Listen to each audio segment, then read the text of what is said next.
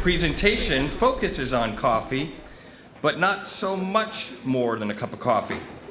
Employees and consumers are asking if the products they are consuming are socially responsible and sustainably sourced. Enjoy a fresh cup of coffee with Farmer Direct Coffee with Ken Lander. He is the founder and chief sustainability officer at Thrive Farmers.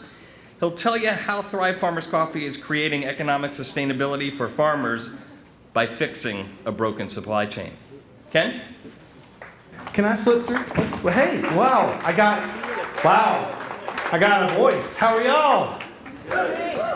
No, that's not good enough. How are you? Much better. The caffeine is working. Did you try the coffee? Was it good? Yeah? Well, I'm a farmer, and I'm here to tell you today that we've got to change your mind about a very important thing that happens every day in your life. For most of you, there are a lot of tea drinkers here, but how many of you would say, raise your hand, that a cup of coffee is a very important part of your morning? See, look, you're making my point. So I have two goals. Two goals. This is not a sales pitch.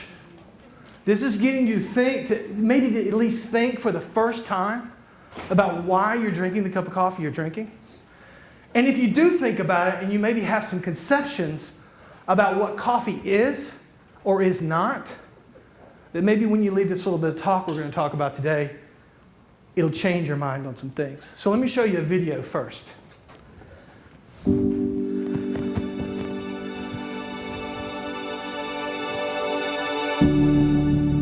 We know that hard work is what it takes to sustain excellence.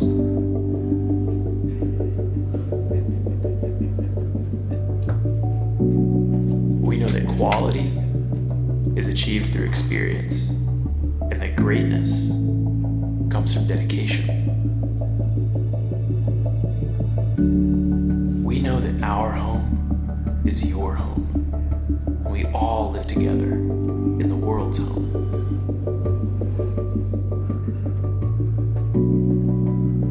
We know that when farmers thrive, they can invest in their farms, creating a better future for their families, their communities, and the world.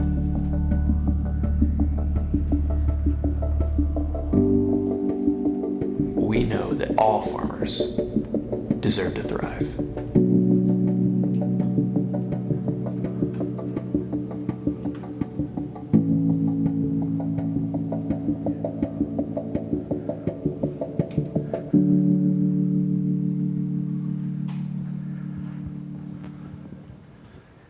So when I moved to this little town in Costa Rica called San Rafael de Mangares 11 years ago, a recovering trial lawyer, and decided not to be that anymore and raise my grandkids, little did I know that 3 years later, the real estate market was going to fall out in Atlanta.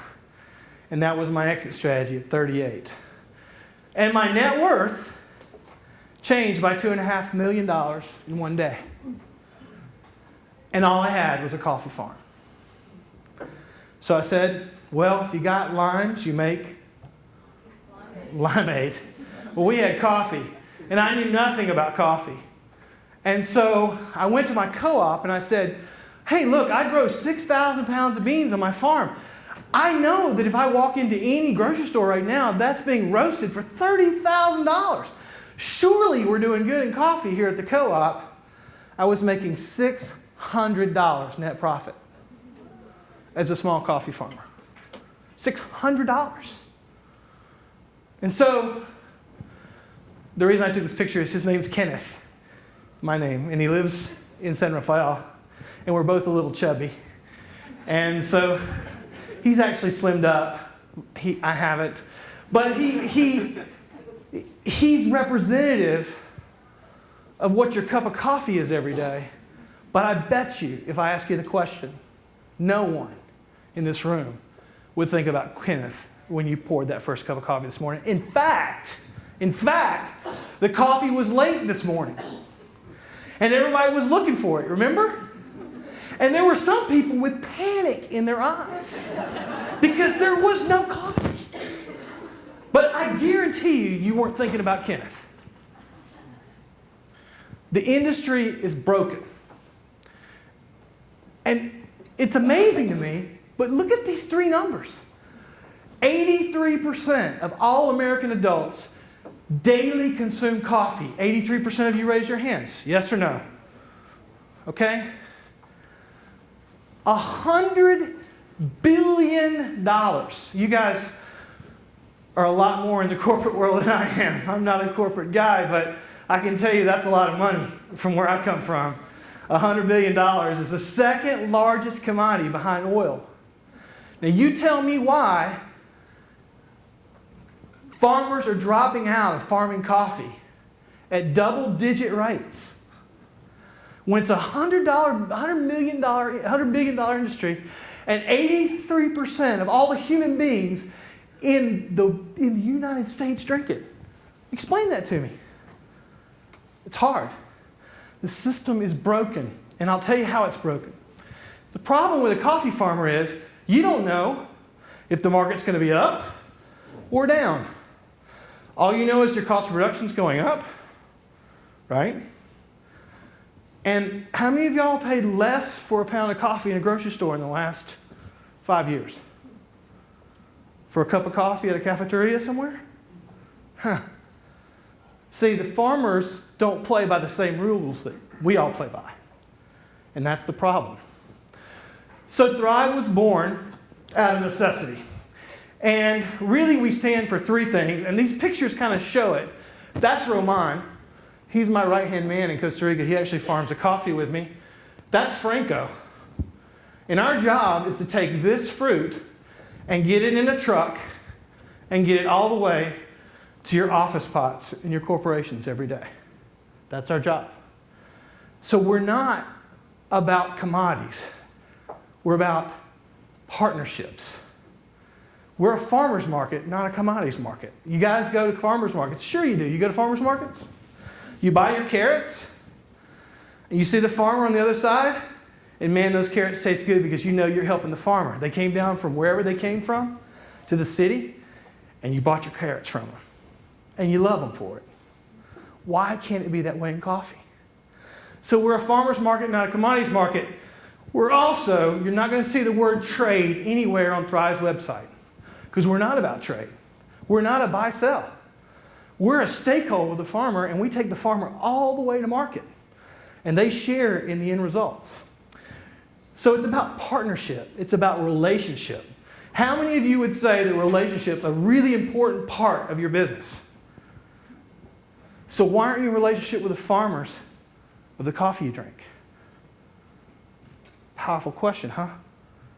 And at the end of the day, it's all good, but if it's not great coffee, if it's not a cultivation of quality, then it doesn't matter. So how many think here today that the coffee you've been drinking from Thrive is a cultivation of quality? That's good, Con. That's right. That's good. Yeah. So this is Vito. He's in Concepcion, Panula, and he's holding a bag of El Corazon.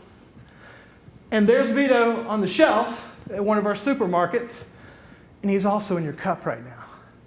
How about that? How's that for farm to table? So I want to show you a video. This is by Eater. Does anyone know who Eater is, the blog? They did a great infographic, or a moving infographic about what Thrive is, and then we'll go to the next step.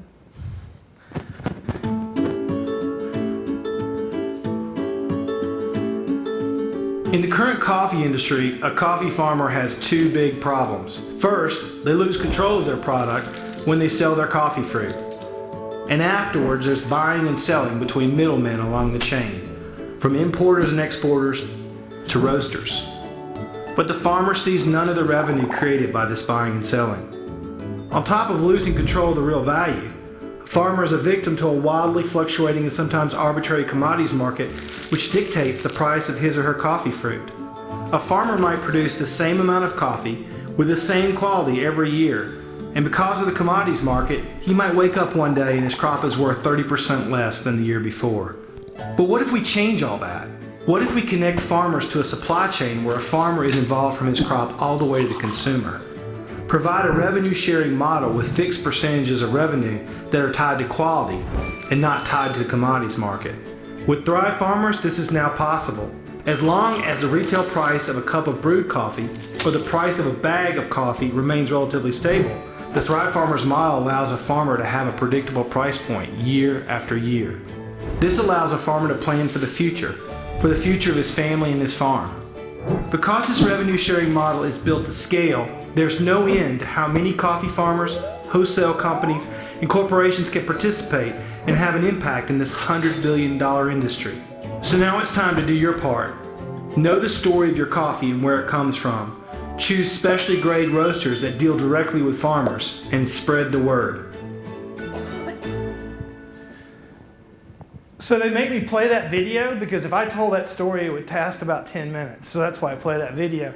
But it's a great video, and it really says a lot about what we're doing. And what the result is, because we're all result-oriented people here, is that we create alignment between the interests of the farmer and the panic attacks you were having this morning because the coffee wasn't there.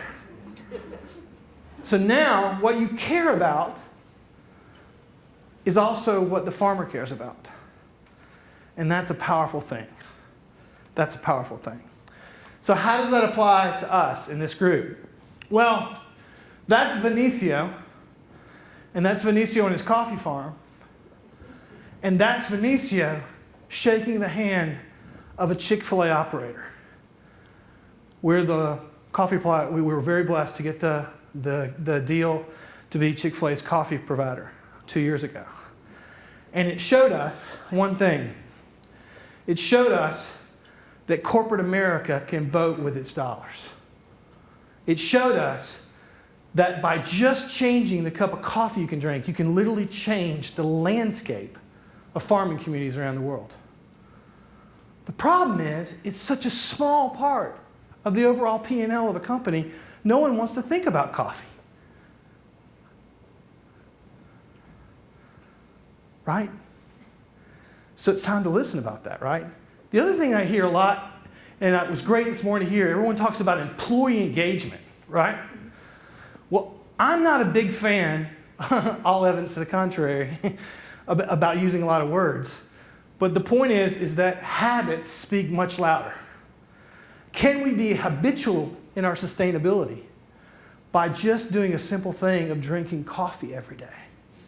Can we communicate that to our stakeholders, our employees, the people that we serve, our customers? Can we do that and just use a really simple tool, a cup of coffee that you have in your hands right now? So it's not just about a cup of coffee. This is Marta. And Marta was the founder of the Farmer Association, Concepcion Pinula, that you're now drinking in your hands. And I sat around the table with her, and I've had a cup of coffee with her.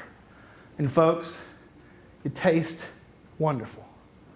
Because I know at the end of the day, because you're drinking that coffee, her great-grandchildren are going to still want to farm coffee in the future. So don't believe me. I'll show you one more video. This is Franco Garbanzo. He's my personal hero. And he's going to tell you in his own words. And it's subtitled, so I'll do the best you can. Yo amo mi café por diferentes cosas, no solo el aroma, no solo el sabor que tiene mi café, sino que dentro del café hay encerradas muchas cosas, muchas historias, hay muchas cosas encerradas dentro de la historia de una taza de café.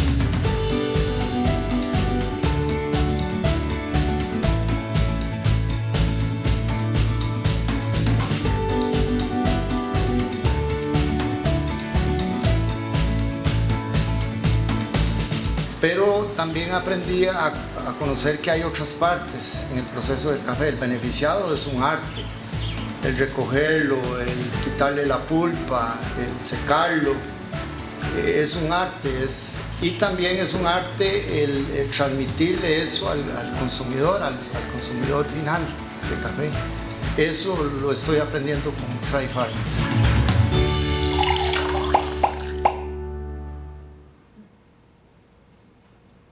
Oh, can you go back one slide, please? Sorry.